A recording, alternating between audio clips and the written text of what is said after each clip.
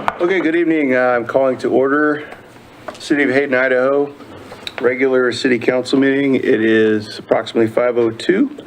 May we have a roll call of council members, please? Council President Roeder. Here. Councilmember Schaefer. Here.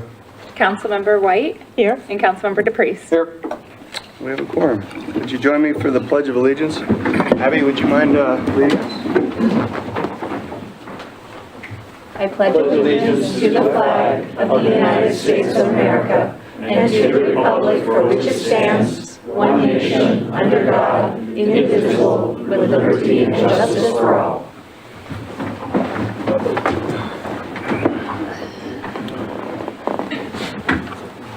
Do we have any additions or corrections to our agenda tonight? Lisa? Oh, no, sorry. Thank you. I thought you were asking council. Okay, we have a certificate.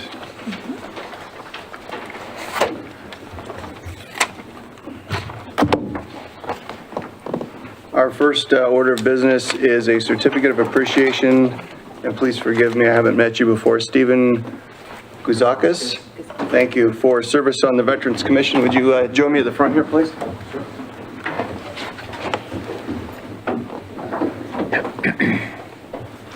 So Stephen's been volunteering for free on the Veterans Commission. He's was a member from May 18 to December 23, and I want to thank you on behalf of the city. Thank you very much. My pleasure. One veteran to another. Yes, I want to talk to you eventually. I understand you're in the Navy. 27 years, yes, sir. I was in 25. Very good. 20 if you love it, 30 if you hate it, or is it the other way around? Yeah, it's a pleasure. Could I ask City Council, would you like to join us for a photograph? Honored. You want to? Is there a picture you want to take here of a? Yes. Go ahead. I'm going to take a few if you don't indulge, if you would mind. Whoa. And then one more. Okay. You want to? Commanded and went through the ranks, started when enlisted, and all the way up to, commander. What did you have to do with short?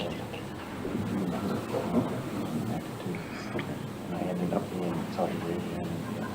Okay. Wow. So I did a few things. It was really fun. Yes. I'd love to talk with you sometimes. Very good. Come on in, please. Do you want to? I'm ex-Air Force. Good. We don't hold against you. We'll just remember that. I'm going to ask you guys to come in a little bit closer, and I'm going to try to get you sort of as centered as I can under, okay, I think we're pretty good. 1, 2, 3. Okay, I'm going to get in just a little bit closer. 1, 2, 3. Okay, thank you guys. Nice to meet you. You bet you shoot. Nice to meet you. Good. It can't ring. I was going to turn it off so it doesn't ring. You better. I don't know where it's at though, upstairs.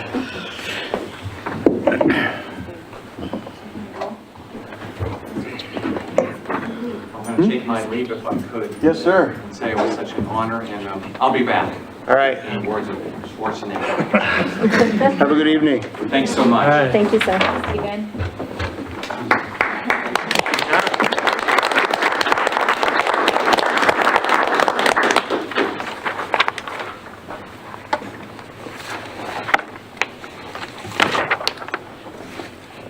Who doesn't like a home run on the first bat? That's nice.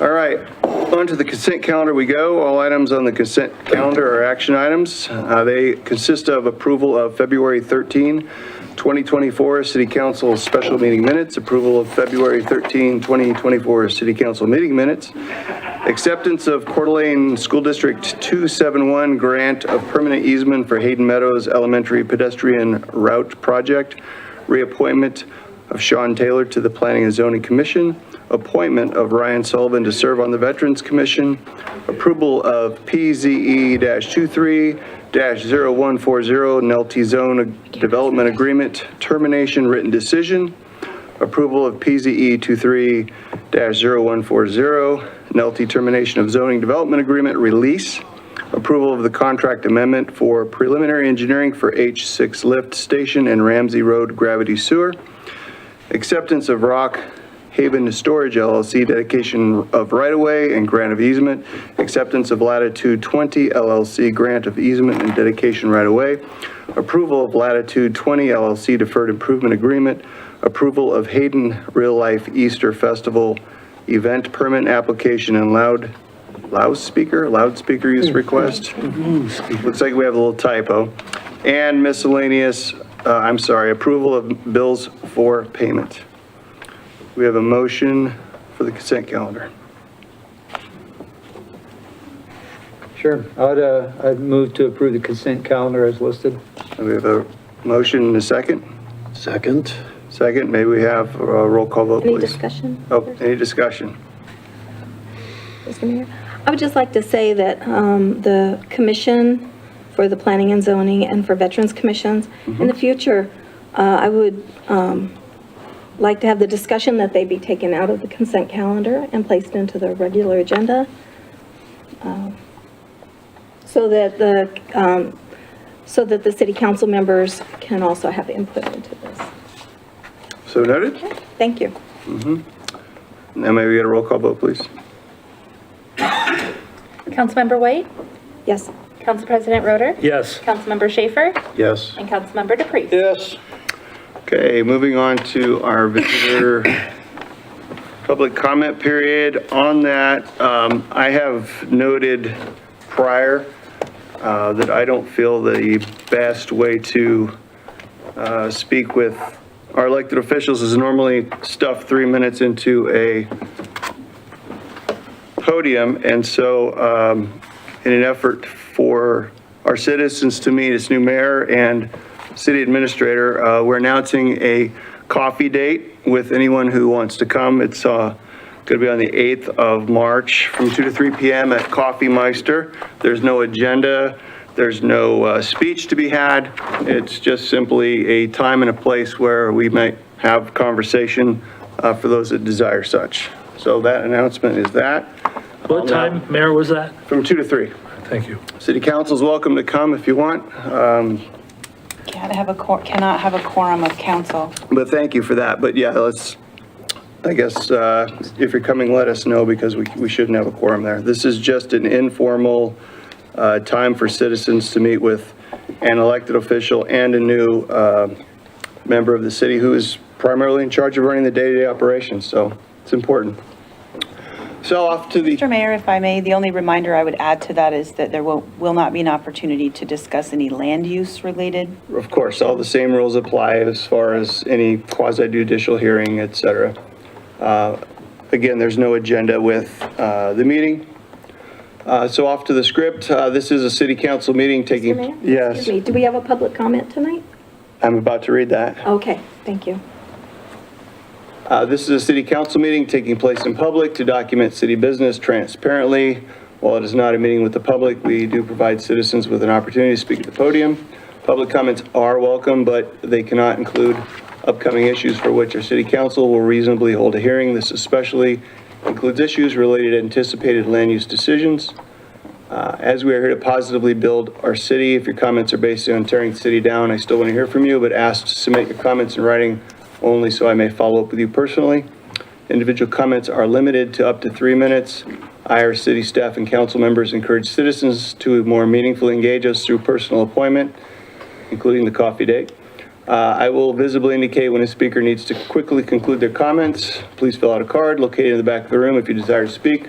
Upon being recognized, I will ask you to step up to the podium, state your name and primary residential city. We have one card tonight. Looks like Bill, I know it's something close, Brazel? Breezy, yep. You spoke last meeting, Bill. Welcome back. And Bill wants to address traffic, Yes, which was thank the you, same Mr. subject Mayor. last meeting. Yes, thank you, Mr. Mayor, council members. I did present at the last meeting in public comment, and I also made the same presentation to the CDA mayor and council. And from the CDA mayor and council, I got written up in the CDA press. We saw, I read that. And so I want to correct a few things. Yes, sir. Because it wasn't all, correct. One of the things I'm trying to coordinate traffic lights. And of course, the author of the article went and interviewed Glenn Miles. And one of Glenn Miles' comments was, well, I don't want to read it, but basically it said, that can't be done because the Traffic Management Center was killed. And that is an absolute bold-faced lie.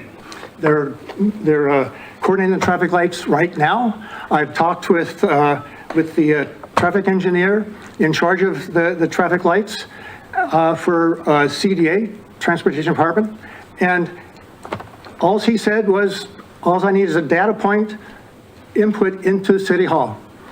Done, don't have to worry about it. So, that thing, I don't know whether he was misquoted or whether he lied, but that was incorrect in the article. The other thing that Miles said was that Highway 95 is a federal highway, which it is, and that the federal government would not allow the state to relinquish the controls of those lights. Well, I attended both of the open houses for ITD in the last year, and I asked two separate individuals about that, and they both said, oh, all we need is an intergovernmental agreement.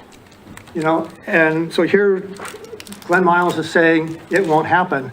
I've also took one step before I even tried to do anything. I met with Senator Ben Taves, Vice Chair of the Transportation Committee at the state, and he is 100% in favor of this. And so I just want to set the record straight that we've got support from our state legislature. We've got support from CDA Traffic saying that they can do the work. And so I just wanted to make sure that you had that information in front of you as you're reviewing and deliberating the resolution that I submitted to you last meeting.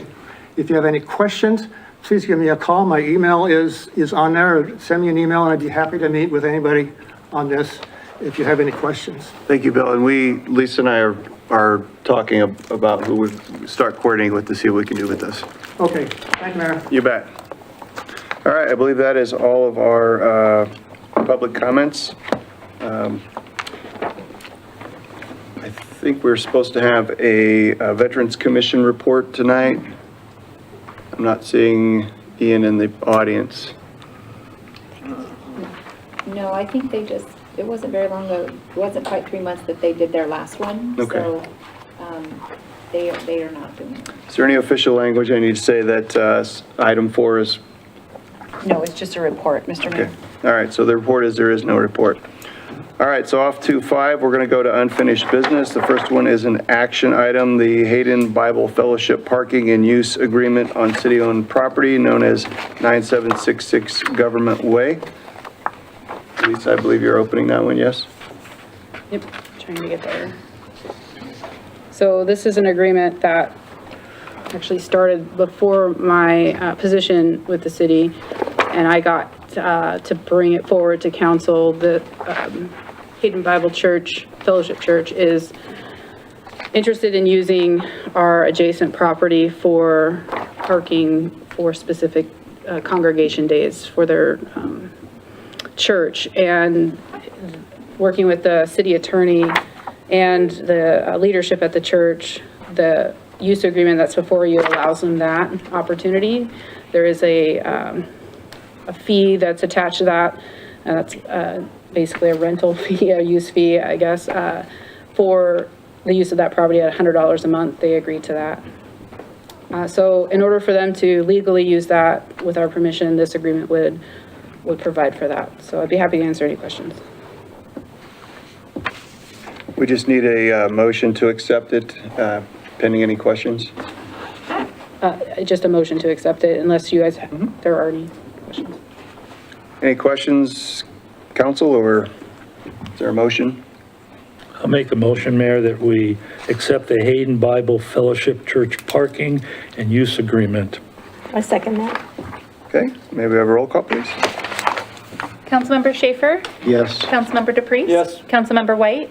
Yes. And Council President Roder? Yes. Very good. All right, off to new business we go. Item 6A, the use of Hayden City Hall as a polling place for 2024 elections. I believe this is just a continuation of the county wanting to use City Hall as a polling place as it has in the past. Anything to add, Lisa? Nope. Okay. Any discussion, questions, or do we have a motion to accept this action item? Sure.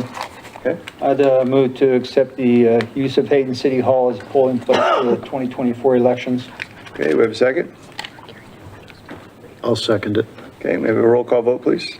Council President Roder? Yes. Councilmember White? Yes. Councilmember Schaefer? Yes. And Councilmember DePreez? Yes. Okay, off to 6B we go, which is an action item, the approval of the acceptance of the Hayden Kirkpatrick Geometric Review. I believe Alan Sartling has a presentation for this, so we understand what we're accepting tonight. I think pictures are going to be really helpful. Yeah, I think most of the pictures are in your packet, but I'm going to give you a couple. All right.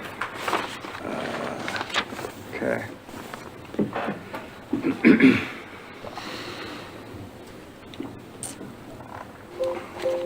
So, we were contacted by the sheriff's department and regarding this intersection right here, which I think everybody's familiar with. It's at Hayden and Kirkpatrick.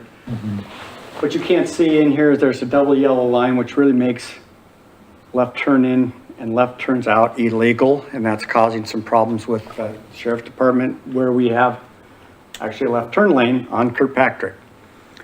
So the point, they asked, could we get that corrected? And I said, yeah, we can. Then we start talking, there was other issues that with queuing traffic and people stopping to let traffic out and in and the potential for accidents. So we decided that maybe it's not as easy as just removing that stripe, and we took it for engineering review because the impacts of any of these options are pretty, well, they're big.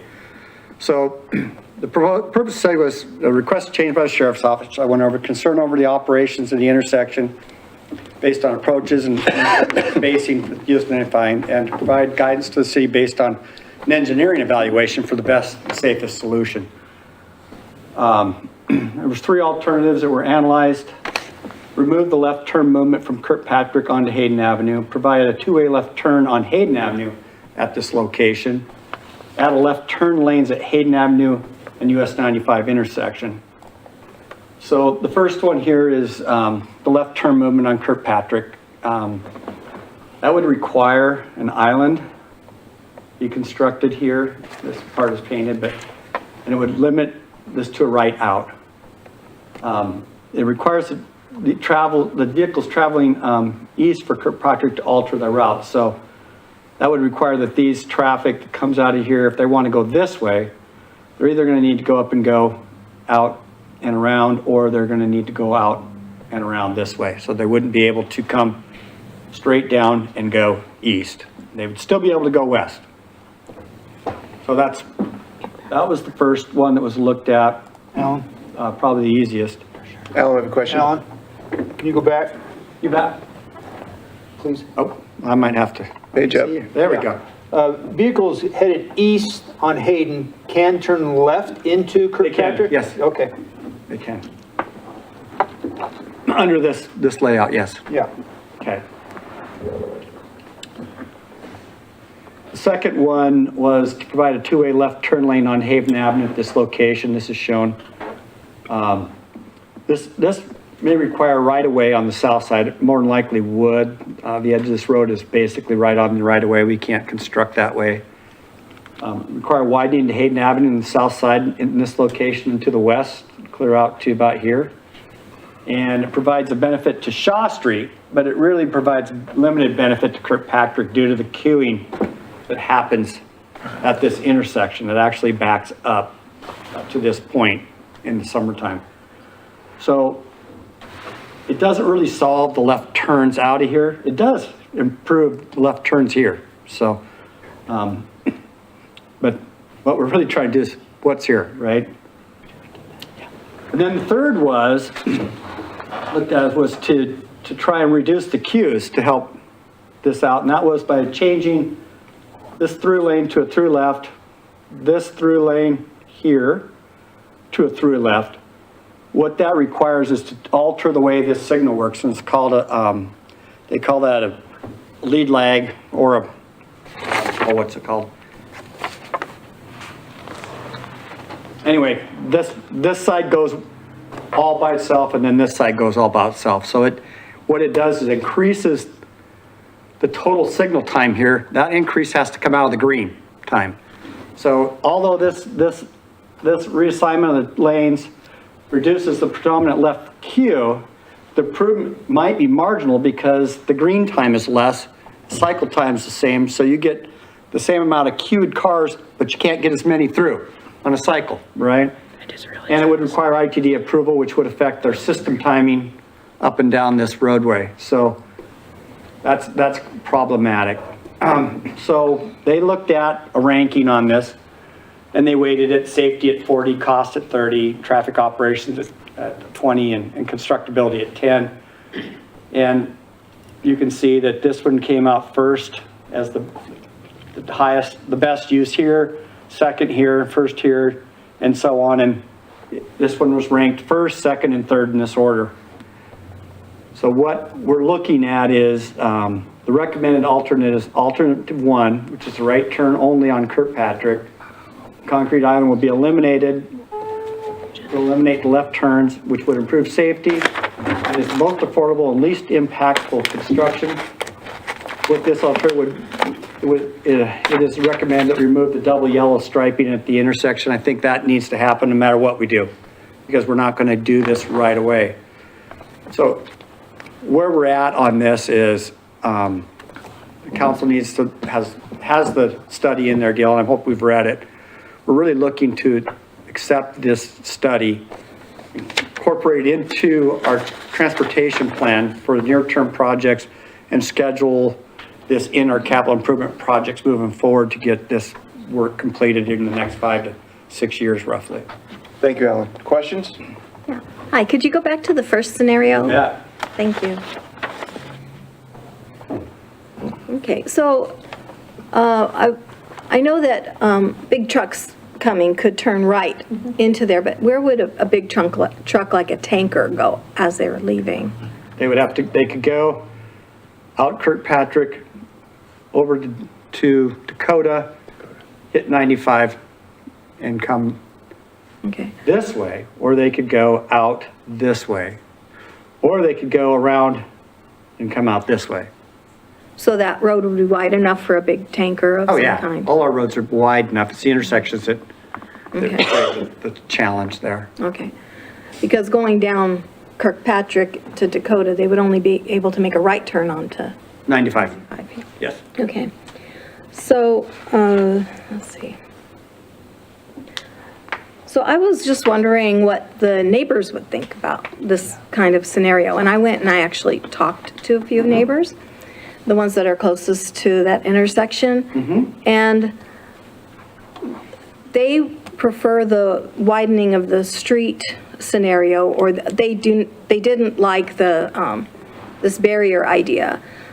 For example, some of the people were saying that they need to make a left turn there to get their kids to school and, you know, things like that. And having a barrier, I was just wondering what the impact would be on all the businesses there. We've got Maverick, we've got Rustler's Roost, Dairy Queen. How would it impact the flow of traffic for the businesses?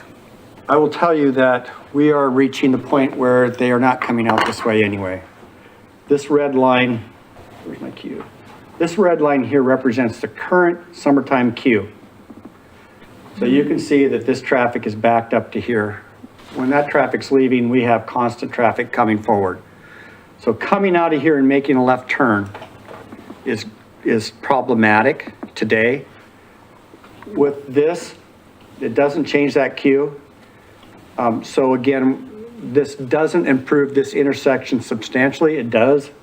It would help here at Shaw Street. So there's benefits to this, right? I mean, it's ranked number 2. And so that's a decision that, the council can make. But I think when you look at the benefits of this movement left turning here, it's marginal and so is the other one making left turns. The real problem is the proximity of this intersection to this highway, right? Right. There is not an easy solution that this will not be a long-term left turn out. Even if we gain 5 years, we're not going to gain 10. Right. Well, I've observed cars on 95, they come to those directional turn lanes, and they just go the way they want. They don't pay attention to the barriers. So I'm wondering if a barrier there, if it would really do its job, or if people would still do what they want. And so, Is it raised? and it would also change life on Kirkpatrick Street, on those streets. It changes more traffic going that way. Those are just sleepy little streets, so. Yeah, I'm concerned about the change of the way of life for the people there. I agree. Okay, there's no, Right. that's why this is important decision. That's why the study was done. There's an engineering evaluation, because I think we really need to have that evaluation done, and it needs to be something the city can say, yes, we had it looked at. I think it's also important to think, this is something that we're probably going to do in the next 5 years, roughly. That's my thoughts. Any of these would be sometime that time frame. The character of Kirkpatrick is changing every day. It is a frontage road.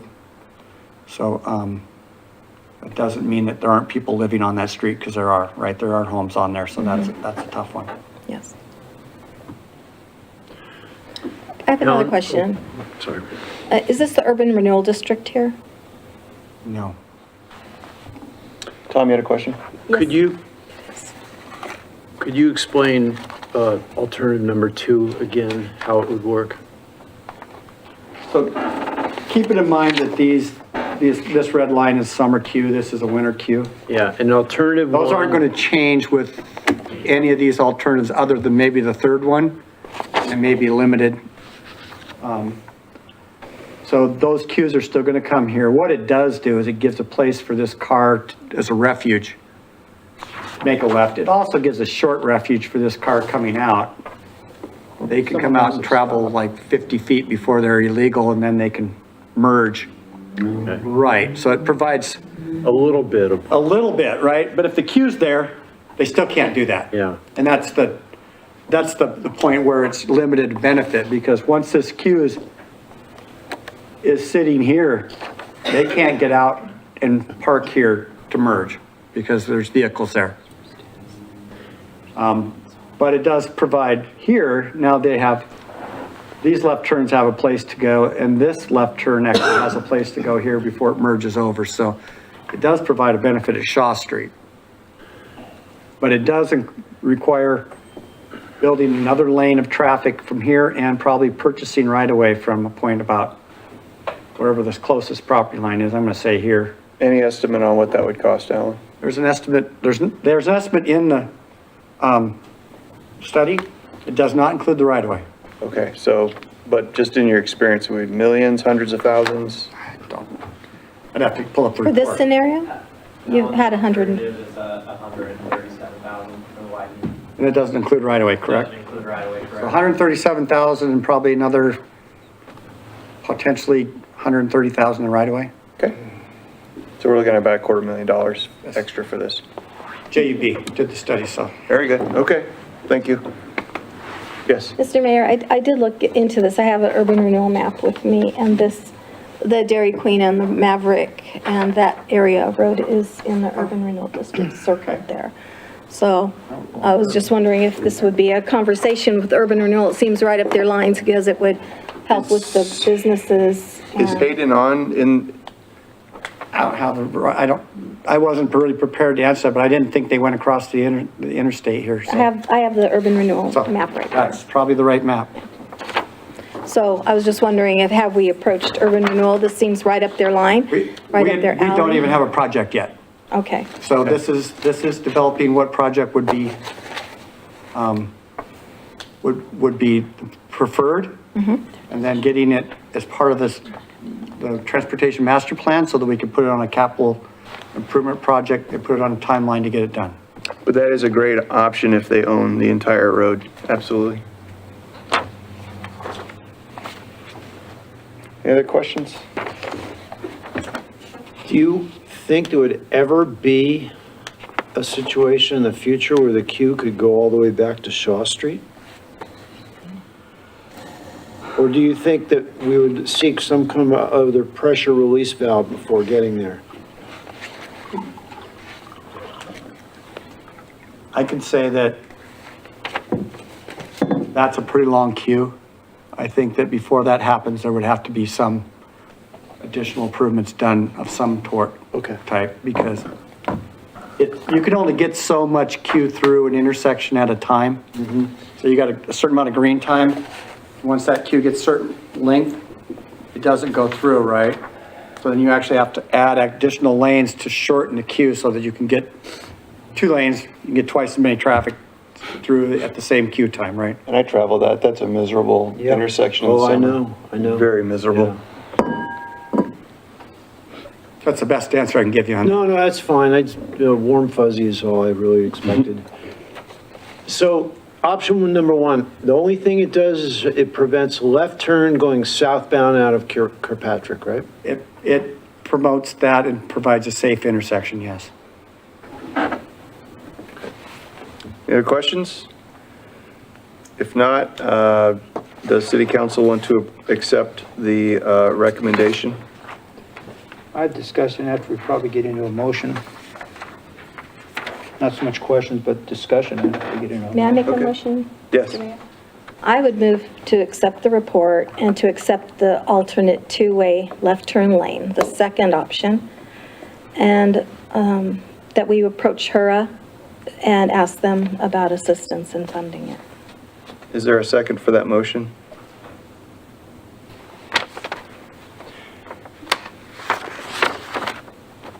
Okay, I'm hearing none. Is there another motion that would like to be made? Sure. I'll make a motion that we, where are we? Accept the report and, I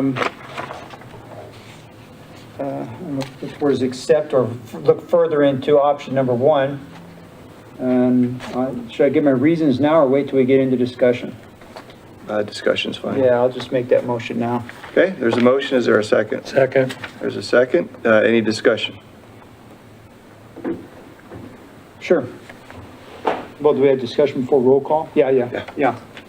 Number 1 is basically 24,500. Number 2 is 137.4 without right away. And number 3 is 36.5. So right there from $1, a fiscally responsible point of view, I think that's number 1 is there. I travel that intersection a lot through both sides, all times of days and the like. Hayden is only going to continue to be more heavily trafficked as we move through time here. We have the issues with Hayden and Ramsey and all the way down to Hutter and the like, and then coming across from the east. Hayden is becoming one of the primary east-west arterials that we have, and it's only going to get more so. I've sat in queues, I've sat all the way back up there to Shaw Street before. Especially if you get there where it narrows and you can't weasel your way down that side lane, you're going to be sitting there through a few of them. But I think it's the proposal is a raised, not median, or what are we going to call that? It's an island. And I've seen people who might not be intoxicated, but often intoxicated drive over raised medians or whatever you want to call it. But I think that the raised median will, for the most part, prevent those type of things. I just think that looking into the future, 5 to 10 years or whatever it is, that we need to take action now. If HURA can help with it, that's great. You know, I think we should look for all resources to do this. So Okay. That would be my reasoning. Okay, any other discussion, or we had a roll call vote? Mr. Mayor? Yes? I would like to say that in checking out the neighborhood and speaking with the people who actually live there, this option is against their wishes and against their, it would change their way of life drastically, and I'm opposed to it. Okay. Thank you. May we have a roll call, please? Councilmember Schaefer? Yes. Council President Roder? Yes. Councilmember DePreez? Yes. And Councilmember White? No. Okay. Action item C is the approval of acceptance of the Hillview Drive speed study. Alan is also presenting that one. Yeah, give me a second here. This one probably is a little easier. A lot easier.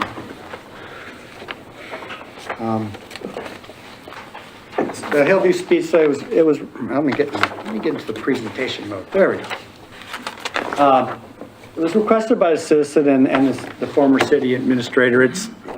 There was a number of complaints about speeding on Hillview near the school. There was some other things that took place there. And so we went and looked at it because I was kind of surprised because I get a lot of calls on traffic, right? We had not had anything on this street before. So I was kind of like going, wow, this is like all happening, right away. So it's like, has something changed, right? And so we did the study to determine the extent and severity of the speeding on Hillview Drive, which is in close proximity to the grade school. And also it was to evaluate the need and effectiveness of requiring a radar speed sign. We get requests for those. We haven't had a solid policy. I tend to like to use studies to determine these things. They do get put in from a political standpoint. And it's not necessarily the best way of approaching this. So the study was done and the field data, the finding from the field data was that right here we have the posted speed, which is 25. We have the percent of vehicles going over 30. So we had 3% of the vehicles going southbound and 1% going northbound, which is only 2%. 30 is where you start getting traffic violations. The max speed recorded was 38 and 39. So they're not going substantially over that number, but they are exceeding that, those 3%. And then you have an 85th percentile speed. This is the speed you look at to see, is that speed limit basically matching what the public's doing? If you have 85% of your public traveling, they say within 2.5 miles per hour of your speed limit, you have compliance. So at 26, we have compliance on that road with the posted speed, other than these 2% average. And then the 50th percentile speed is 23. That means that 50% of the people are even going less than 23 miles an hour. Is that the median then? Yeah. And the 85 means that 85% of the public's traveling at the speed limit or less, basically. So from that, they looked at, okay, is there a good reason to put in a radar speed sign? And the reason that you don't want to put them everywhere is they start to become normal and they start to be ignored. So if you put them in the places where you have really compliance issues, you get the most benefit and you don't pollute the value of having that sitting there, attracting attention, right? So there's a number of criteria and the 85 percentile speed. So the guidance is if you see that by 5 miles an hour, then that means that's one condition that you might look at. We had 1 mile per hour on 1 to 1.5. So there was no, doesn't meet the requirement for speed radar side. We had on the mean speed exceeded by 5. We were below it by 2% or 2 miles an hour. So that's a no. Total average daily traffic greater than 500, we got 445, so we don't even have the high volume. Accidents, speed related accidents, no recorded speed accidents, it would be corrected by speed. There's again pedestrians, no recorded pedestrian accidents, it would be improved by speed. And then your posted speed limit is additional consideration if posted greater than 25 miles an hour, which we are not. So in all the guidance that's given, we didn't meet any one of those for that. So the conclusion in the report, this is why this is kind of an easy one, is There was no speeding problem on Hillview. The 85 percentile speed is 26, which indicates the posted speed and expected driver speed match. There's only an average of 2% of the public traveling over 30. And there is no significant benefit to be derived by radar speed feedback sign. So I think I'd like to have the council accept the study, but what that really does is says we're not going to take any additional action on Hillview. Okay, any questions? Okay, is there a motion to accept the Hillview's drive speed study? I'll make the motion that we accept the Hillview Drive Speeds study, but we take no action due to the conclusion of it. Okay, we have a motion. Do we have a second? All right, maybe we get a roll call vote, please. Councilmember White? Yes? Councilmember Schaefer? Yes. Councilmember DePreez? Yes. And Council President Roder? Yes. Okay, off to 6D we go. This is an action item, Carrington Meadows Deferred Park Agreement and Impact Fee Reimbursement with Viking Construction Incorporated. Mr. Mayor, I will lead in the discussion on this one, but I've asked our planning and zoning or community development director to bring up the area in question so that council may see Okay, this, how this agreement is working. So, and I'm going to refer to the staff to correct me. This is another one of those learning curves. So I'm going to summarize what I know, and I know they will correct me if I'm wrong. I'm looking to the attorney as well. So my understanding is this is a subdivision that was done. We have basically two different code requirements. And as part of the first development, what is the street north of what? This is Hayden Avenue. North of Hayden Avenue. And this is Carrington. Was the requirement as part of their annexation agreement or development agreement to dedicate a park as part of that. The developer has and owns other lands adjacent to there, and there's some collaborative work with the school district as well as the other property owners in the city to look at taking that requirement of that property that was going to be dedicated as part of the park and lumping it in with some of the other improvements that they're doing south of Hayden Avenue. So this agreement was put in place as a means to impose upon them the standards in which they would move this park agreement. And in that time frame, the code changed. We moved away from requirements of dedication of parks as part of subdivisions and moved into impact fees as helping to, and a master park agreement. That's an important part of that too, to build out our parks in a logical and an accepted way that the council has adopted. So this agreement provides not only for that transfer of land to happen and also for the city as part of their land, master planned area to provide some purchasing of property with our parks as associated with the future development of the southern 80 acres south of Hayden Avenue. And it's important to understand the distinction between the two because the 6 acres that will be brought forward in this deferred park agreement, the city will not be paying for. That is part of that former agreement under the former code that they will be dedicating with the city in a future subdivision. And the city, as part of that, will be purchasing a total of 6 acres for a combined total of 12 acres. The master park the development plan that we have does stipulate to a certain degree what type of park would need to be put in there. And then our impact fees that we have and will take in do estimate what we would be willing to contribute as part of the financial commitment towards not only the land purchase and development of that park, but also potentially some improvements that the developer would do based on costs. So that total amount, $773,000, is noted in there. And this really what this does is it provides notice to the developer that one, we're not paying for the 6 acres, and two, that the city's already developed and accepted master park plan stipulates what contributions would go forward in the form of reimbursements. So this developer would develop the land up, and we would reimburse for those costs as provided within the park agreement. Thank you. Any Happy to questions? answer any questions. Questions? Yes. So I was wondering, where would the park be on this map? Somewhere in this location of this property. Okay. And I would like to visualize like 12 acres, what a 12-acre map, park would look like. So Broadmoor Park is over there. About how big is This is that? a 10-acre park. That's a 10-acre It park. would be bigger than that park. Okay. No, you had a question.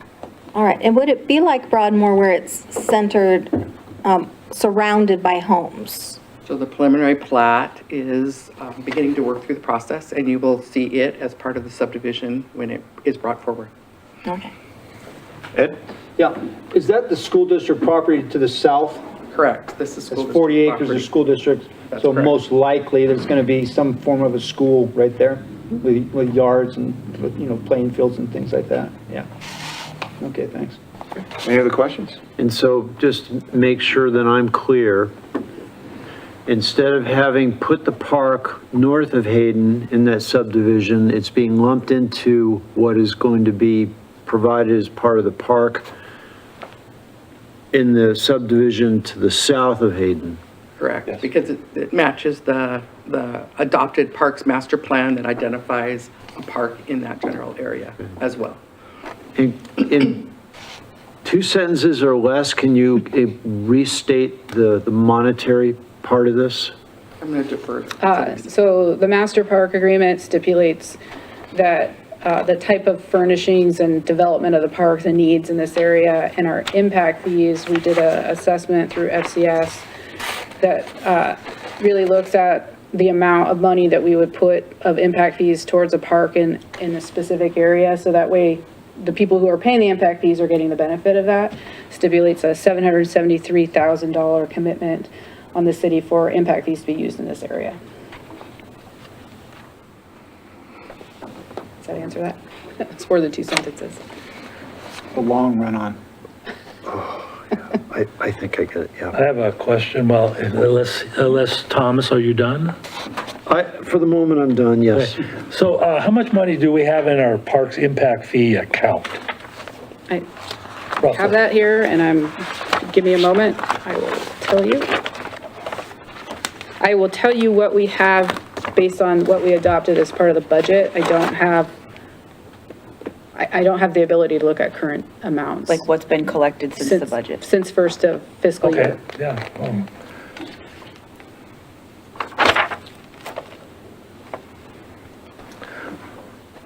We have total estimated revenues of 2.8, just a little over 2.8 million. For Park impact. Park what? impact fees, For so what? it's revenue. From what year? That's would be total of the amount carry forward as well as anticipated or expected. Okay, so revenue that's for the money year. in the bank. It's money estimated and money in the bank, both. Okay, okay. And so is any additional hide coming out of the city to fund this? The city will have to, upon dedication and improvement, have to take over maintenance. So yes, we will have to plan for those costs. Okay. We won't develop the land, will we? We will reimburse. Yes, we will not develop, we will reimburse. What does that mean? Well, we're asking for the developer to do the development, and the city would be reimbursement up to that amount. Okay, so The agreement in front of you is in contemplation of that. The developer builds out the park and then you reimburse up to a maximum of the $773,000, which is already planned for in your parks master plan. So one other follow-up question, if I'm correct, that park impact fees are kind of specific to specific development. To specific areas. Okay, so does this 773 meet that area? Correct. The city hired FCS to do a analysis of our impact fees and where we would need to spend those funds, and this was allocated within that, what was it called, the rate that they did for us. So. For the benefit of the audience here, what does FCS stand for? I don't know.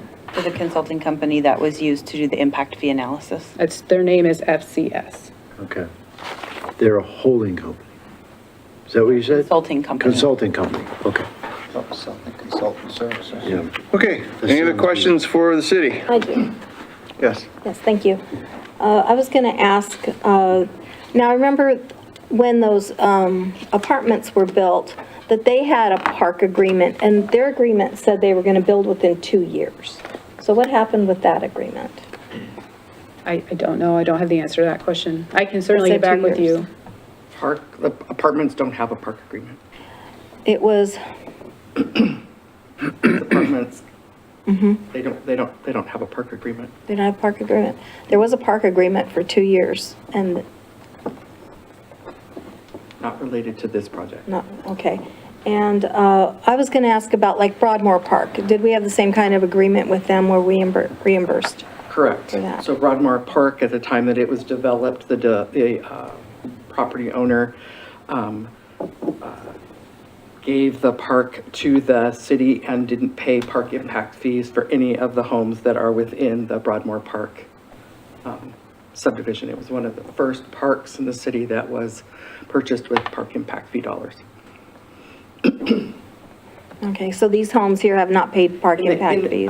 I want to back up just briefly since you asked about Broadmoor. So Broadmoor Park, the land is what was purchased. So that land sat with like no improvements whatsoever on that property for many years. It was a real frustration point with the developer because he gave, in his opinion, gave the city the park, but because we didn't collect the park impact fee dollars because we were reimbursing them for the land, we didn't have any money to build the improvements.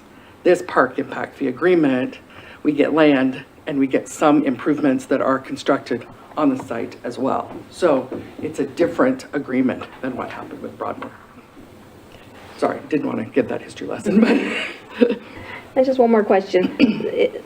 Since the developer will be building the park and then we're reimbursing, will our parks and recreation people have input into what's going in? It's a good question, and I believe the answer is yes. The park impact fee and the park study puts forth certain required improvements. So those will be in there. And then there's also alternate ones that there'll be input from city staff and probably the Parks Commission. And your parks master plan directs what needs to be at a minimum in each of your different level of parks, and that will be utilized as sort of the guiding document for the build out of this park as well.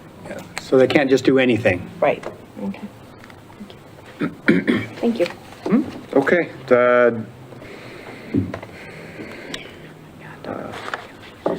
We have a motion to accept the deferred park agreement, impact fee reimbursement.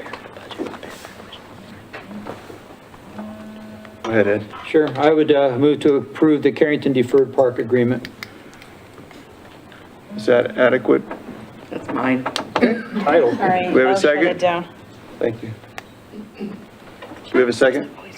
I will second it. Okay, second. May we get a roll call vote, please? Councilmember White?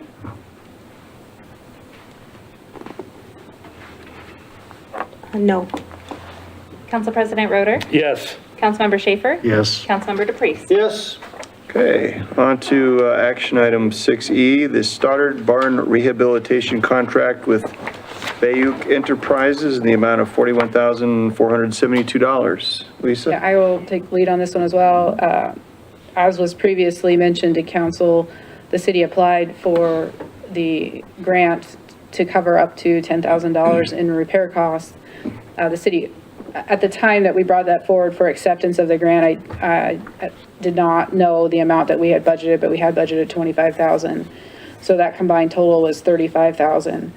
The bid that came in to do the work was $41,472. So we do have a gap. I have been working with the finance director to ensure that we do have the funds to cover that within our cost savings this year. A lot of that's due to just lack of fulfillment of positions, and feel that confident that the awarded, if awarded, the amount that is in the contract can be funded by the city. And for clarity, we are rehabilitating Stoddard Barn so we can, the work to be done is to repair some of the barn entries for the wildlife. There's wildlife getting in there, cleaning it up. And then repairing those spaces.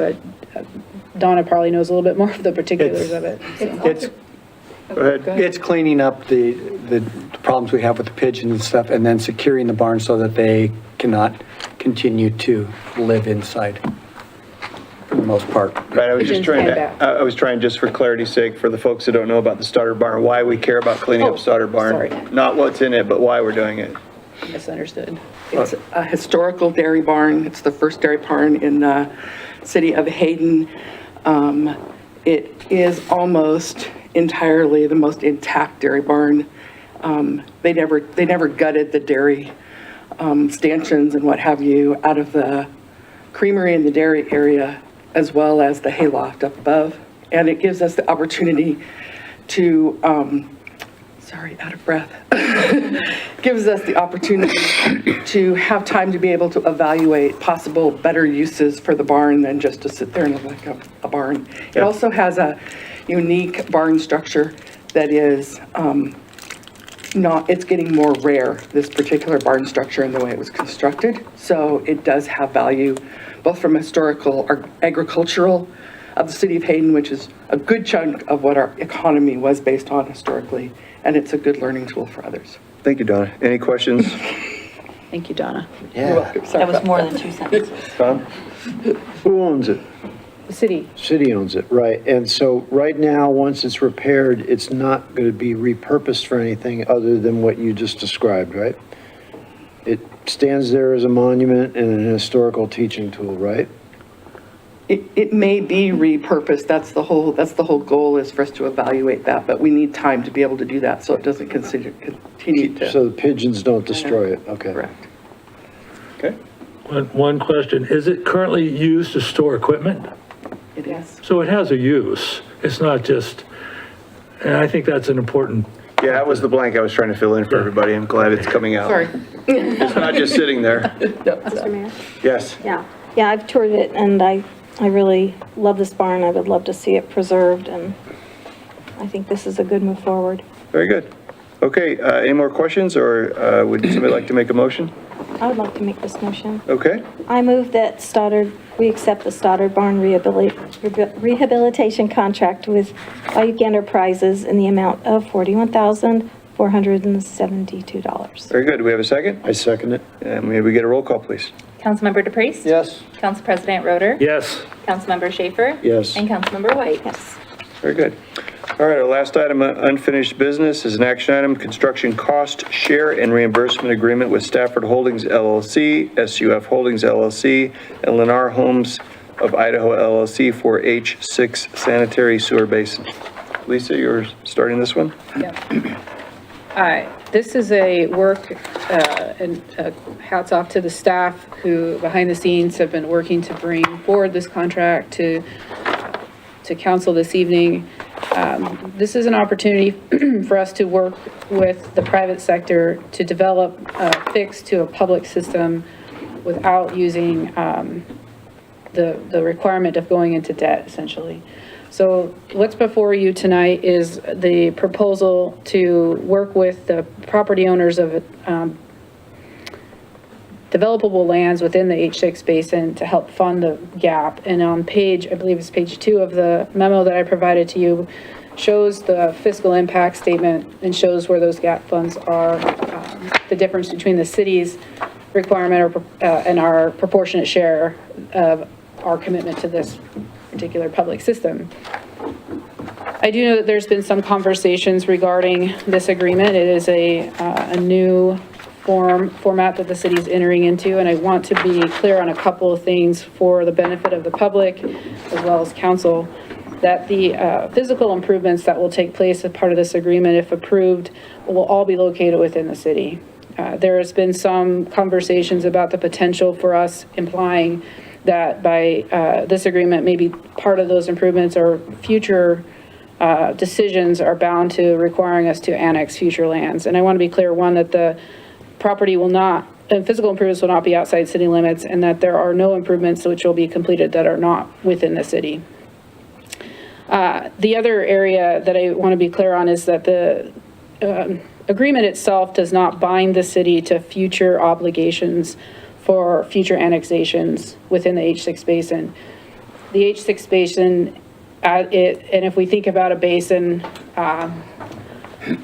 we think about the area that gravity would allow us to feed to a lift station that would eventually pump to our treatment plant. So when we look at that entire basin, we look at all of those lands that would potentially have the future for collection. That area does exceed outside city limits, but within the area of city impact. However, this agreement does not bind this council to future annexation requirements or future subdivision requests. I want to be very clear about that. It does also not require us to accommodate the developer's plans for the future. There is a particular section within the contract that does allow the developer to, as a means to acquire back their investment into this, to sell the format of this is that the reimbursement of the city, the developer's expense will come in the form of reimbursements at 80% the cost of sewer collection or sewer, what is it? Capitalization fee, thank you.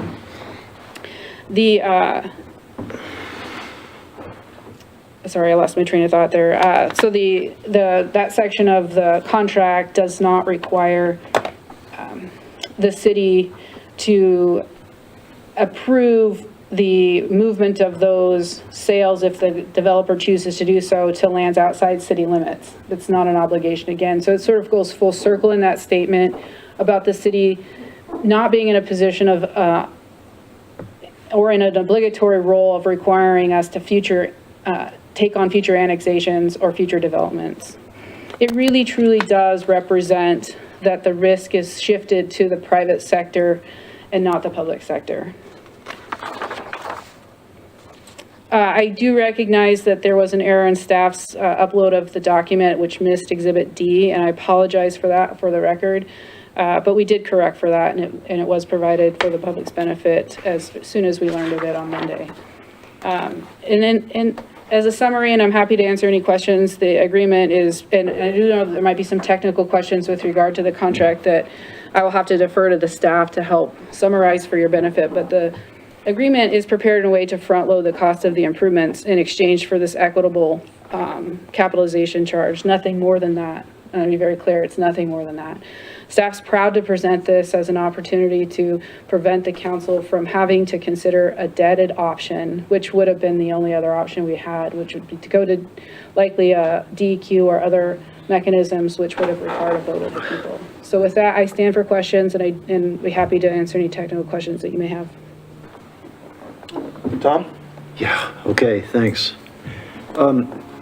So I got a bunch of questions, and I hope everybody will bear with me. Part of this is so that it's on public record and it can be recorded on video so that people can then see and hear the answers that were prepared. When this was first brought to my attention, and since I'm the newest member of the council, I had the biggest learning curve to understand the full context of this thing. So for me, my only complaint at this point, Mr. Mayor, is that I got the packet Friday late, and it took a lot of studying along with other things we were doing, so that kind of put a sense of urgency in what I was trying to learn about this. But I was a champion of this because, as the city administrator said, this is figuratively having the development pay for itself. Now, I'm going to state what I know to be the true way things, or the way things have been happening and how this is different, that the city puts in sewer infrastructure and does that either by dipping into its own piggy bank or it takes out a loan, and then later on it gets those costs back in the form of cap fees. So each house that ties into it pays a certain lump sum based on square footage or whatever. So far, so good, right? Yep. Okay. So in this case, because there was a gap between what the city had and the total cost, the developers got together and said, we'll cover the difference. And to cut, without going into all the different types of colors of money and paperwork, essentially, they don't have to pay the cap fees later on as a way to be reimbursed for Just to be clear, it's 80% of that cost. 80% of that company at a 0% loan, essentially, right? So far, so good, right? And for clarification for the public, the gap fee, what this means is the city was contractually obligated to $7.898 million as their share, as the city's share of this project. The city had $4 million to pay towards the project. So the city was essentially 3.5 and some change short on its obligation for its proportionate share of this sewer basin build-out project. It was important enough to the Hayden Canyon developers, and those are the developers we're talking about. They came forward and said, rather than asking your citizens to vote for a bond, rather than putting this out to some sort of an LID on the backs of your ratepayers, we will front the city the money. We will build out the city's remaining proportionate share of the $3.5 million, and here is how we propose to get repaid. They, under our code, can ask for reimbursement of cap fees for doing this anyways, up to 75%. Under this agreement, we are proposing that we reimburse them at 80% so that they can get repaid faster. And this contractual arrangement allows them to get repaid of this these gap fee funds that they're paying on this project over 10 years to extend into 15 years at 0% interest. So I just wanted to make sure the record's really clear on what the funding is that's being paid by them. So they're paying their own proportionate share, which they're obligated to anyways. And then they're paying a portion of the city's share that the city would have been obligated to pay so that the project can be completed in a timely manner. Thank you. You're welcome. Can I continue? Yes, you may. Okay, thank you. So going through and reading the agreement, and then I also had to quickly bone up on and refer to the sewer master plan. So it was difficult to get all this under my belt before tonight's meeting. But the way I understand it is the project basically is, the infrastructure build out falls into two different buckets. One is putting in the pipe underground. And then the other one was establishing a lift station and what's the word? Force main, right. And if I understand it right, do you want to quickly describe the function of those two things? It's kind of three, but you're correct. There's gravity sewer pipe in the ground, and then there's a lift station, and then the lift station pumps through a sewer force main, which is more like a water line, but it doesn't have water in it. Yeah. Sewer. Okay. So the thing that stuck out to me, which kind of raised my alarm, was the difference in money spent on the gravity feed versus that spent on the force main and the lift station. And then I recall that the area of impact for the H6 sewer basin does extend beyond currently the city limits. And we've been in discussions on updating the comprehensive plan and what the city's goals and policies are. And one of them that has been a consensus is that the city does not intend to grow through annexation, but prioritizes infill. And so I was like, well, what's going on here? Are we building something that is going to be like a placeholder for growth outside of the current city limits? And I brought that up as a question to staff before the meeting so that I could be clear what the intent was. And the city administrator has answered. You might want to restate it again after I phrase I asked my questions. But the other part that I noticed was in section 4.5 of the construction cost share and reimbursement agreement, it is stated that Hayden, oh, no, wait a minute. The developers of Hayden Canyon have unrestricted right to sell, assign, or transfer their connection fee reimbursements, basically their debt for the gap contributions. And what was the purpose of that in the contract? So the purpose is that if they want to sell their cap fee reimbursement for a low dollar fire sale to other developable lands within the H6 basin, the new developable lands that purchase that would receive their 80% reimbursement, so they Okay. could sell that. Again, has zero net effect on the city's obligation to repay up to the amount expended by development on the GAP funds. Okay. Question. Is what you said just like when people, on the financial market discount, they might take a lower dollar for it for future, yeah. Okay.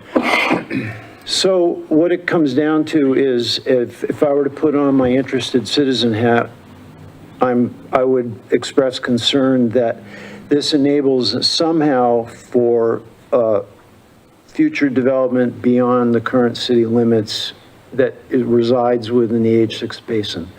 I've heard from city administrator that it is not the intention of the city to go this route, but to provide service or for land within the city limits. Am I stating everything correctly? I would rephrase it to say it's not, the agreement does not require you or put you in a position to have to consider that. Me or the council in general? The city in general. Okay. I would add to that when you negotiate your ACI with the county and you are identifying. What's an ACI? Your area of city impact that you're Okay. identifying. So what you're identifying is area outside of the city limits that is colored a certain color for the H6 basin, or that you're seeing has been identified as in the H6 basin.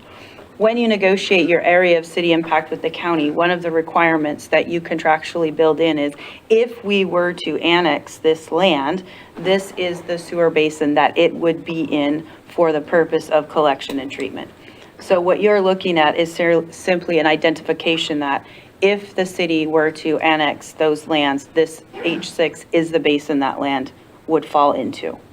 But this contractual arrangement doesn't set up any obligation or requirement for accepting an annexation request outside of the city limits in this H6 basin. Okay. Couple more technical questions, I'll be done, okay? Thank you for your patience with me. So, Alan, why is the pipe so big? Well, there's a number of reasons. It's capacity, right? And the capacity is based on a number of things. It's based on the flow that comes from a home. It's based on the peak flow that comes from a home, not an average flow, which is what everybody looks at. And then it's based on rainfall, snow melt, and everything else that happens. And maybe once, maybe twice a year, we have to count for that. So you build a pipe, the pipe ends up being bigger than you would anticipate for the number of homes it serves because it has to have almost 3 times, somewhere in the neighborhood of probably 3 times the capacity to handle those peaks and those ionized infiltration. And so that's why partly why it's so big. And then according to this agreement, Hayden Canyon would consume about 20% of that capacity. Is that At the true time statement? that they're fully built out. At the time they're fully built out. Okay, so the last technical question is why are the lift station and the force main smaller? Lift station is easily expanded. I mean, not easily, but it's expandable. And so you don't build out for the entire basin in a lift station for a couple of reasons. One, they don't function well when they're way oversized. And the force mains don't function well when they're way oversized because you have to be able to pump a certain rate of flow through that pipe. And if you don't collect that much to pump it back out, you can't keep those systems working, operating clean. So the lift station and the force main are both sized for like a 20-year growth period, not full build out. See, the short answer is it's easier to upsize the line and then plug and play a lift station when the capacity needs it and warrants it. Got it, yeah. Okay. Thank you, I'm done for now. Thanks. Anything from this side, Matt? Yeah, I'm going to make sure I can state this right. I think that Hayden Canyon was approved in 2008. So it's been out there for quite a while, and things are just getting going, or has last year. My question is, what if we have another 2008 and the developer has paid for all, they paid for all the gap of $3 million roughly, but things have slowed or stopped where they're not getting reimbursement or giving, they're not getting anything in return because things have stopped. Is there, say we get the end of 10 years of this contract and they've only gotten $1.5 million of reimbursement of cap fees at that point, is there any penalty to us? Or could that be in a holding pattern basically for years and years and years where they don't get any more money and the city doesn't have any obligation beyond the timing of when these cap fees are required to be paid back? Or So to answer your first question, there's no penalty to the city. To answer your second question, I believe the agreement has 10 years plus an additional 5 at the developer's request.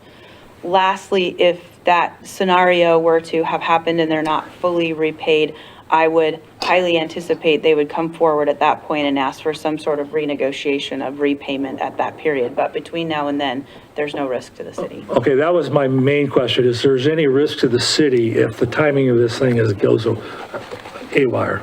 But we're okay, thank you. Any other questions? Yes, I Yeah. have some questions. So this just is coming rather sudden for me. Contracts like this are not in my wheelhouse. This surfaced on our agenda just on Friday, and I would really like more time to look this over. That being said, I do have some questions to ask. One thing is, if we have an agreement with them based on capitalization fees, can we still raise capitalization fees later? We haven't raised them in 2 years. You could still have a cap fee study that makes an adjustment to the amount you charge for capitalization fees. Okay, and then in the contracted here it says it would be an 80% reimbursement. So would that be 80% on a new cap fee or an old cap fee? The 80% of whatever the capitalization fee is charged at the time of the application for the building permit. So we would lose money in that if we raise the cap fees? You repay it faster. You repay the 3.5 million faster. Okay.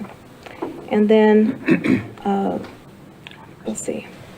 And then how does this affect our future revenue? Because we count on cap fees to help us pay for things, but here we'll be losing a lot of our cap fees. So we won't be building up our reserves very fast.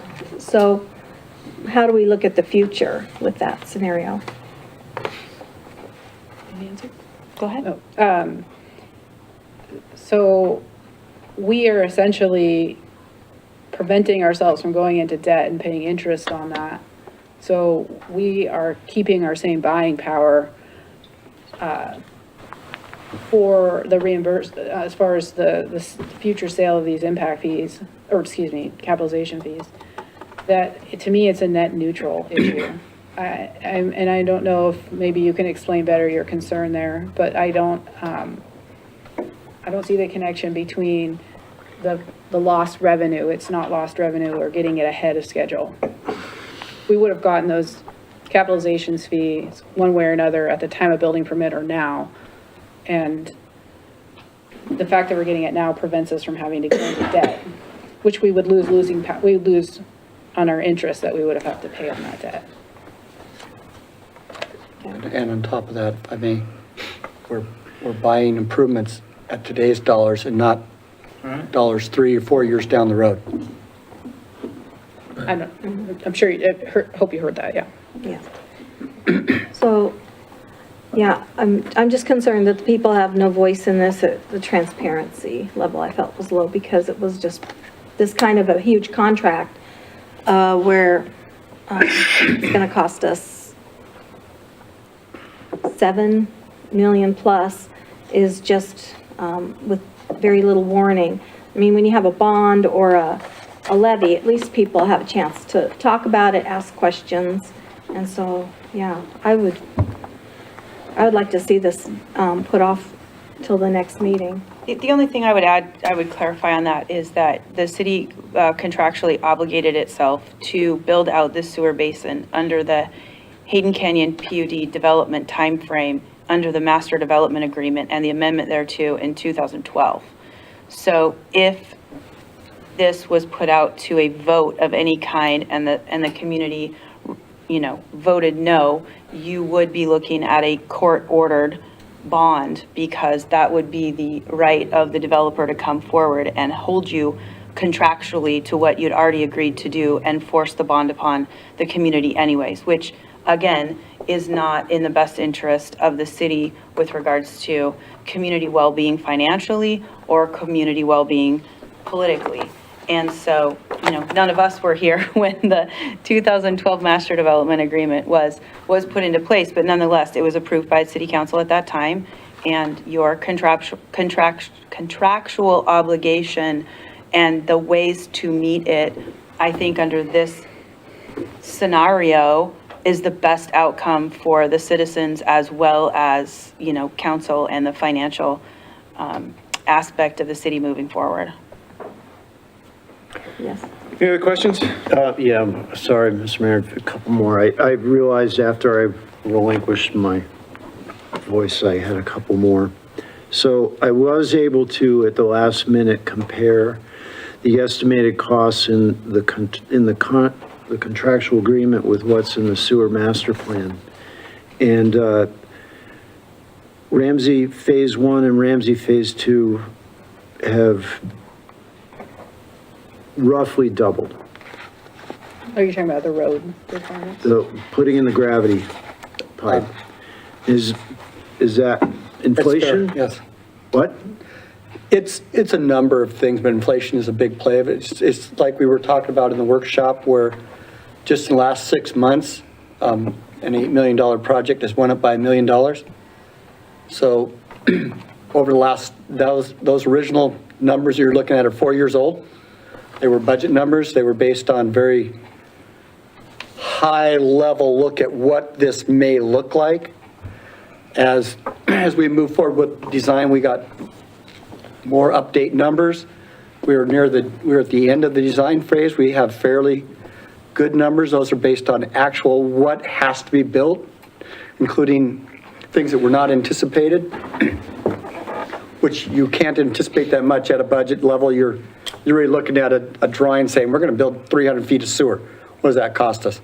We don't know what the impacts are with that. So part of it is getting closer to the real size of the project. The other part is looking at 4-year-old numbers that are old, and with the inflation we've had in the last 4 years, that's a big number. And then the other part is just the fact that we are a lot closer to what really has to be built. And I'll just make... And it's the same for the next one that goes less. I'll just make the comment that roughly adds up to the gap. Okay. Okay, do we have a motion? Mr. Mayor? Yes. I would like to move that we postpone to a future date to the next meeting, please, to give more time. Is there a second for the motion?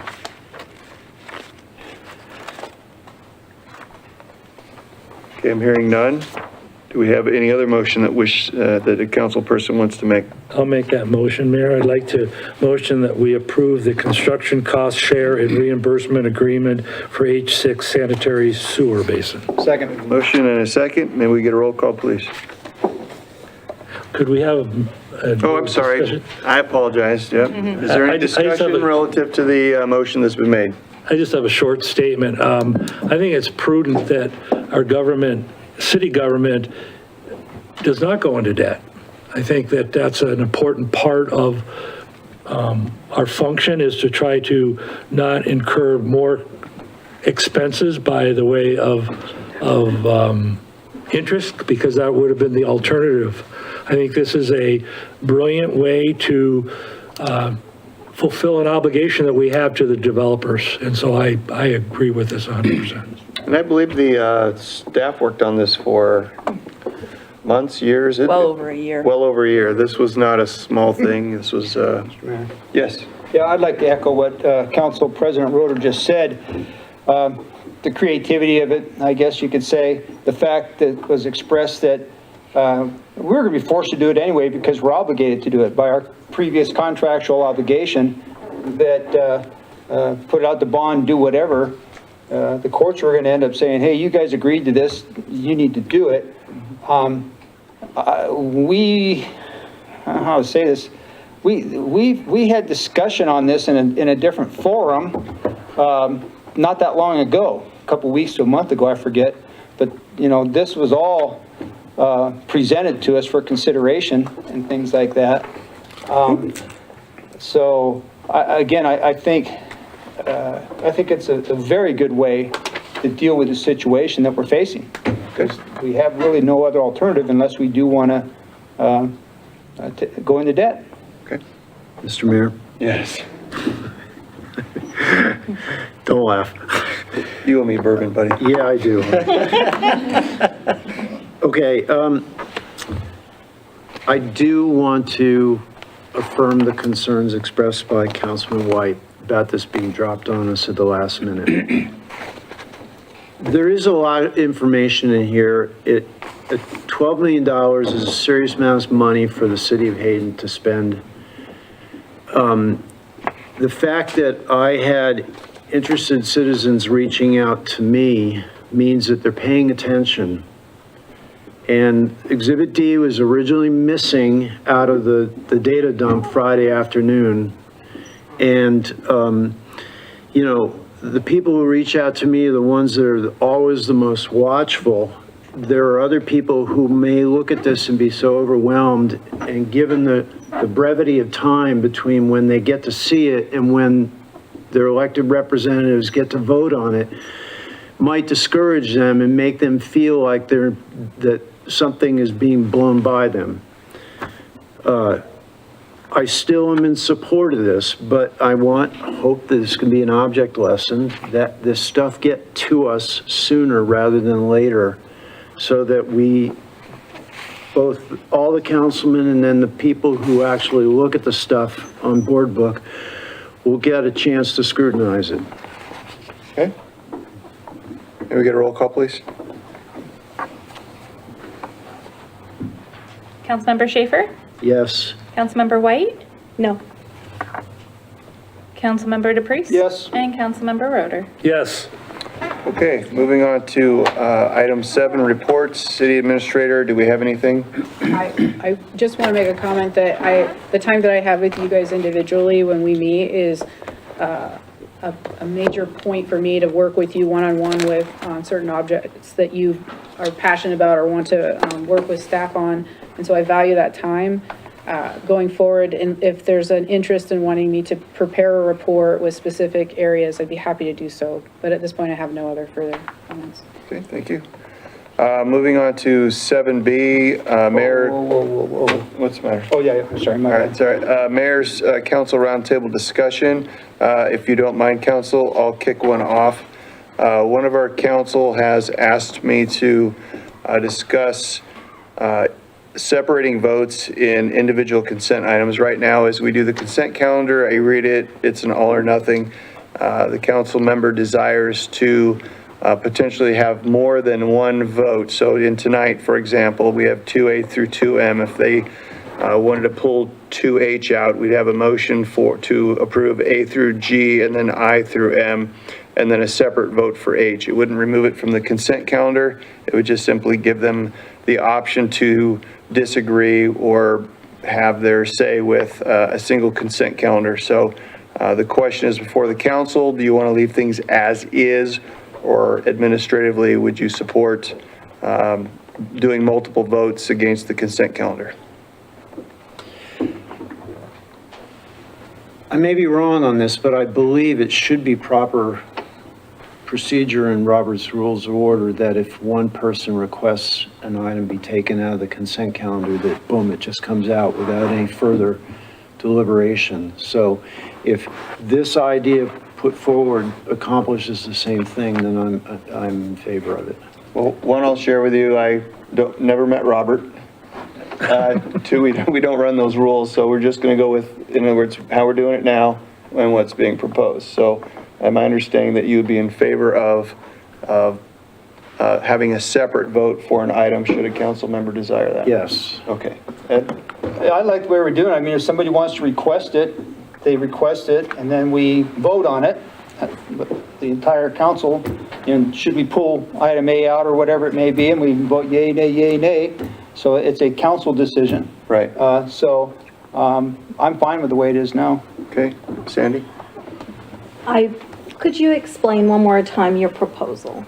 Well, as I understand, there is a desire to separate votes for items on the consent calendar that a city council person may desire to have a separate vote for. Perhaps, let's just for giggles tonight, say that the reappointment of Sean Taylor to the Planning and Zoning Commission, they wanted to make comments or they weren't in favor of it, and they know right now the consent calendar is an all or nothing. They could say, make a motion to move 2D to a separate vote within the consent calendar. So there'd be a separate vote. Second to that, Mr. Mayor, Yes. Councilmember Schaefer's correct. Mhm. At the beginning of the meeting, when you ask council, are there any adjustments to the agenda? Mhm. Any council member can make a motion to remove a consent item to a separate action item, and that can be seconded and voted on. So Does it stay within the consent calendar though, or? No, it goes to its own action item, and that's why. So that's a little different than what's being talked about. But that's why at the beginning it says under consent calendar, all items on the consent calendar are action items, so that every item is posted as an action item anyways. Mm-hmm. Or they can ask you ahead of time to remove something from Yep. consent. Yep, I realize that's an option. We can always move things from the consent calendar to a different part of the agenda. For clarity's sake, if I was being ambiguous, I think the desire, as I understood it, was to pull a single item or items out of the consent calendar, leave them in the consent calendar, but just separate them from the pack, if you will, and have different votes on, as opposed to having one vote. But if the purpose is for that council member to want to have discussion on that item, it just becomes its own separate action item. Well, that is another option, and that was discussed with the council member, but unless I misunderstood, this is what their desire was. I just wanted to make sure everybody understands kind of what that option is. Yep. Mr. Mayor, I would agree with what Fonda just said, that it would need to be a separate action item, not just still in the consent calendar. Okay. Because the word consent really means routine and non-controversial. A consent calendar is a tool Yep. to really save time in the meeting. Yep. And so to still have something technically in a consent calendar doesn't meet that idea of Understand. consenting. And also, if a council member wants something taken out of the consent calendar, and they're blocked by a second vote, then, in fact, their voice is taken away. The council member is not allowed to speak on an item and vote on it separately. So what I'm hearing you say is really what's being asked is that, and just for transparency, it was Councilmember White. So what I'm hearing you say is really what you are desiring is the removal of a second if somebody makes a motion to remove something from the consent calendar. That's what you really Yes. want. Yes. Okay, so I'm sorry, that changes it a little bit. I do have a consent calendar motion that is written up by Post Falls. Right here, it says, "The consent calendar includes items which require formal council action, but which are typically routine or not of great controversy. Individual council members may ask that any specific item be removed from the consent calendar in order that it be discussed in greater detail. Explanatory information is included in the council agenda packet regarding these items, and any contingencies are part of the approval. But each city in our area has the same kind of a consent calendar idea where you just take it out with a single request. Yep, that's what I thought I tried to say. So any thoughts on that? Go ahead, Matt. Correct me if I'm wrong, but if someone motions to accept the consent calendar and it's second, there can still be discussion Correct. on a specific item. So it doesn't take the voice away from if someone wants to say, hey, I really think 2G stinks. Yep. They can still do that. Yep. So that's,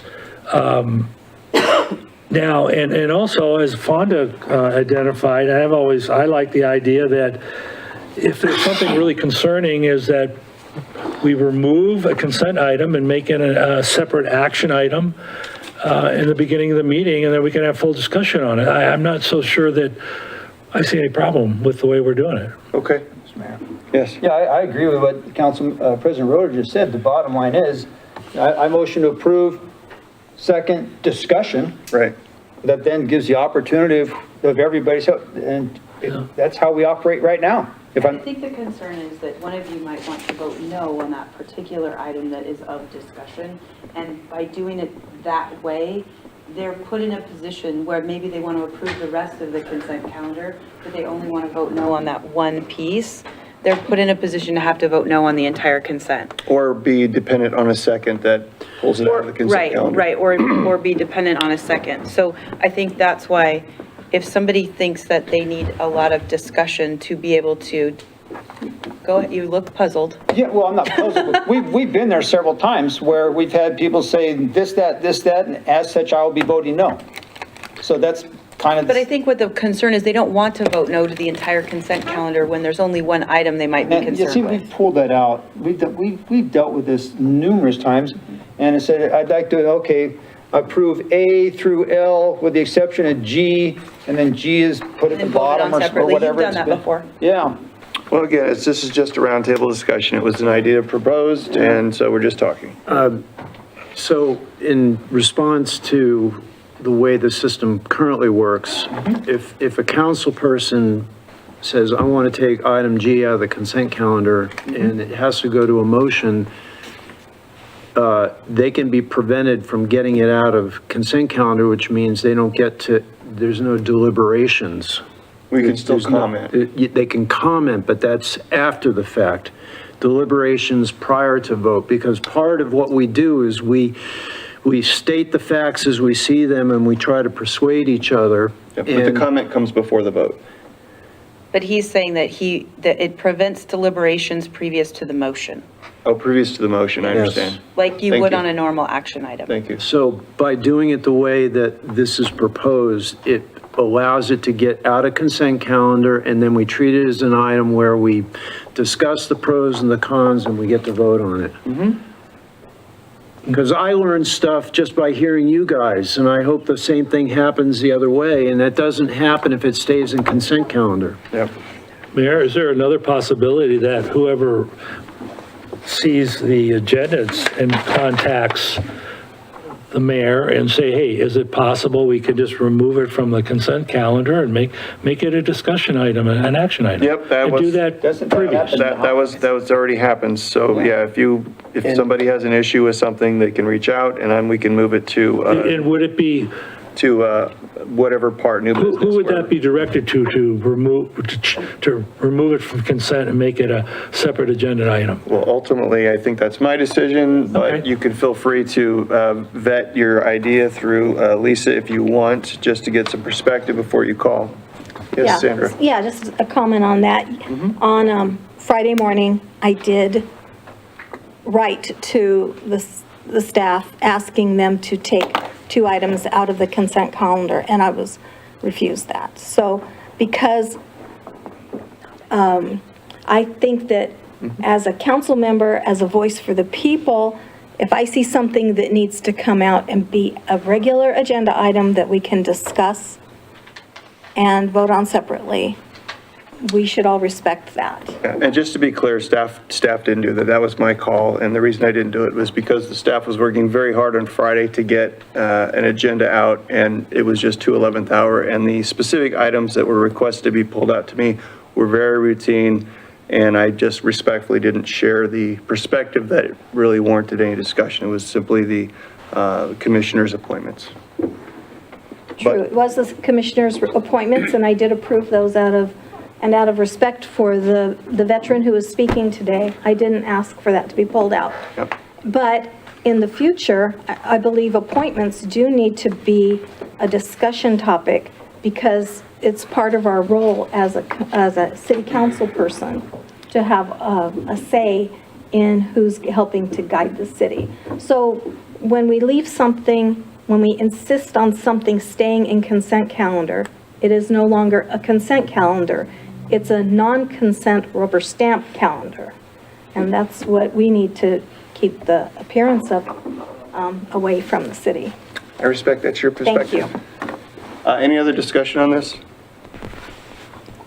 Okay, I'm hearing none. Has anyone got anything else they want to bring up for roundtable? Ed, please. Interesting how this has kind of morphed into what I wanted to talk about, and it's commissions and memberships on commissions and the like. When you look at our commissions, I see people on them who don't even live, some people who don't even live in the city of Hayden, don't vote in the city of Hayden, don't pay taxes in the city of Hayden on these commissions. And I think we need to really consider people on these commissions. And if it only means there's 2 on the commission that live in the city, pay taxes in the city, and vote in the city, I'm fine with it because I don't think that people who don't live in the city, don't vote in the city, don't pay taxes in the city, should be making decisions about how people who do live in the city, do pay tax in the city, and do vote in the city, spend our money. Now, let's go there a minute. In the climate that we live in today, in the political climate that we deal with, I question the motivations of a lot of things that are happening in the city. And when I look and I see people who live miles away from here on certain commissions, I wonder, what's the deal? Why? Do it in your own city or your own area. So I think we need to either come up with policy, code, whatever you want to call it, so that we do scrutinize who is on the commission. I think we need to insist that they live, pay taxes, and vote within the city. So does City Council want to ask the city to review each of the ordinances that govern the different commissions? I know they're written all slightly a little differently, and ask them to modify them to require that a commissioner be a Hayden citizen? It's all code-driven. That's what I'm saying, yeah. Well, how much of it is state code? Because like HURA, I'd have to go, and then that's not a commission. Yeah, we just have our Planning and zoning. 5. Okay. We're talking Just about our 5 planning and zoning. commissions. because I know we have people Is that, it 6? 5 or 6? And you're right, HURA is driven by state code. Right. That's different. And planning and zoning also allows within state code for your commission to comprise of a county resident. One in your certain percentage, ACI, yeah. one in the county if they own property in the city, and the rest are city residents. And That's planning and And zoning. that's state code. That's State our code. city code Our today. city code, okay. That's city code today. But it is Maybe we could have following state. maybe we could have a presentation in the future where we visit each of the commissions and the language, and then, So I want to caution, I'm sorry, I'm going to butt in just really briefly here. I have an impact fee committee that requires residents for the city of Hayden to sit upon that I can't fill. Can't fill, that's state code. I have a historic commission that has worked their ever-loving tail off for this city. And if you say they have to be citizens of the city, I'll just cancel our historic commission. I have one. I have the mayor of the city of Hayden Lake on my historic commission, but that isn't a city resident. And I have 2 more that work their tail off that are in the ACI because they're in the greater Hayden area. So I'm a little concerned. I'm not suggesting we don't reevaluate that, But I'm a little concerned that you take a blanket statement like that and you have a lot of commissions that are driven by people who have a lot of love for the city of Hayden. So I would caution you at that blanket sentence as we evaluate that. Is it reasonable to maybe just review what we have and not That's what I have was any asking. hard decision made or any? Absolutely, I just, Yeah. it came out a little strong. No, I understand. I'm just pushing back a little No, bit yeah. here. Okay. Any other comments for tonight? Go ahead, Tom. I'm bringing this up, Mr. Mayor, because I asked you if I could attend this meeting representing the city. So this is an organization that's being formed by Oh, yeah. Pastor John Padula of the Yeah. Altar Church, and he calls it Community United. And I was at this meeting on the 23rd with Christy Wood, council member from Coeur d'Alene, Mike Hill, the mayor from Rathdrum, and Kenny Shove, a councilman from Post Falls. And the objective was very undefined. It was basically a starting point to see if this would even work out. Pastor Padula's passion is to somehow build bridges rather than stoke the fires of rancor and political division that often exist between entities and cities. And so we just sat around and over a meal and talked about our common ground and things that would unite us and that would help maybe be a role model so that, you know, that the politics of municipal government is not always perceived as being a free-for-all of, you know, throwing bombs at each other, but that we actually care for the community and want to do things to work together. And we've agreed on a next meeting being March 15th, keeping in mind, very aware that we don't want to look like we're creating a quorum of any kind that could be, you know, be misperceived as some kind of political backroom dealing. So we're keeping it very small at this point, and I'll report back to you after that meeting and tell you if we're going to make any progress or not. Okay, yeah, and so just for clarity, I asked Tom to just check it out, don't commit to anything, and just report back. So as long as that's the case, thank you. Okay. I appreciate the report and what's going on. You know, obviously there's, you know, we've got concerns of mixing church and state. That's the obvious one. Well, I can guarantee you nothing about church was discussed at this meeting. And that's good, right, because we're not a theocracy. Two, we've got, and I'm not going to say the altar belongs or doesn't belong, but we do have some churches in our community that are rather hyper politicized, in my opinion. And again, that's just my opinion, not a fact. So we just have to be aware of that so that we're not sending the wrong signals to folks that may not align with that religion or that church. Good, thank you. All right, if there's nothing else, I would love to entertain a motion to adjourn. So moved. Do we need a second? Second. All right, I'll call this adjourned. Thank you.